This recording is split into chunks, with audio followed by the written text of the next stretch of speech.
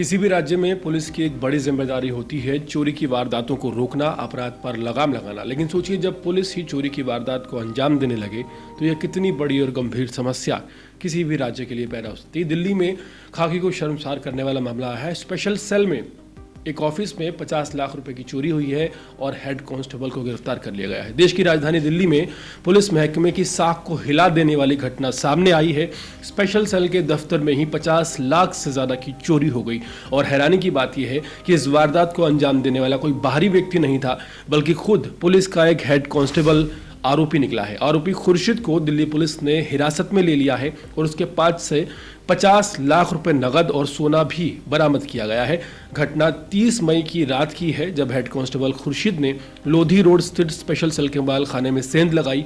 हैरानी इस बात की है कि मालखाना कोई आम जगह नहीं है, बल्कि एक उच्च सुरक्षा वाला इलाका होता है और जहां अपराधियों से जब्त किए गए सोना और नकदी और अन्य कीमती सामान को रखा जाता है। बताया जा रहा है कि खुर्शीद तड़के करीब 4 बजे मालखाने में दाखिल हुआ और वहां से 2 डब्बों में भरकर सोना और करीब 50 लाख रुपए लेकर वहां से बड़ी आसानी से फरार हो गया।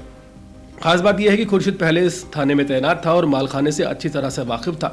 इसी बात का फायदा उठाते हुए उसने मालखाने की डुप्लीकेट चाबी बनवा ली, जो इस पूरी चोरी में उसकी सबसे बड़ी मददगार साबित हुई। चोरी के बाद जब मालखाने के इंचार्ज को कुछ गड़बड़ी महसूस हुई तो उन्होंने तुरंत जांच शुरू की। सीसीटीवी फुटेज खंगाले गए और खुर्शीद की पहचान भी जल्द कर ली गई। वीडियो में साफ देखा जा सकता है, जो सीसीटीवी सामने आया, कि खुर्शीद किस तरह से रात के सन्नाटे में मालखाने में दाखिल होता है और फिर सामान लेकर फरार हो जाता है, नकदी लेकर, कैश लेकर फरार हो जाता है। इसके बाद दिल्ली पुलिस ने तेजी से कार्रवाई करते हुए 31 मई को उसे पूर्वी दिल्ली से गिरफ्तार कर लिया।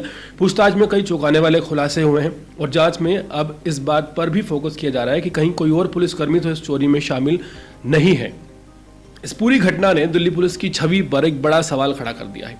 जिस विभाग से लोगों को सुरक्षा की उम्मीद होती है, वहीं इस तरह की अंदरूनी चोरी वाकई बहुत बड़ी शर्मनाक बात है। अब देखना यह होगा कि दिल्ली पुलिस इस मामले में कितनी गहराई तक जांच करती है और क्या बाकी दोषियों की तरह इस आरोपी को भी सजा मिल पाती है, जेल की सलाखों के पीछे जाता है। क्योंकि जो नकदी और कैश आरोपियों से वसूला जाता है उसे मालखाने में रखा जाता है। ये उम्मीद की जाती है कि पुलिस इस नकदी और कैश को संभाल कर रखेगी, सरकारी खजाने में इसे जमा कराया जाएगा।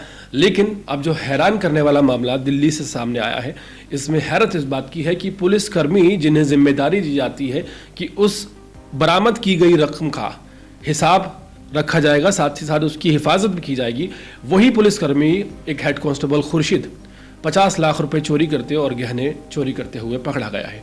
उम्मीद करते हैं कि दिल्ली पुलिस जल्द ही कार्रवाई करके इस हेड कांस्टेबल को उसी तरह से सजा देगी जिस तरह से एक आम चोर को दी जाती है।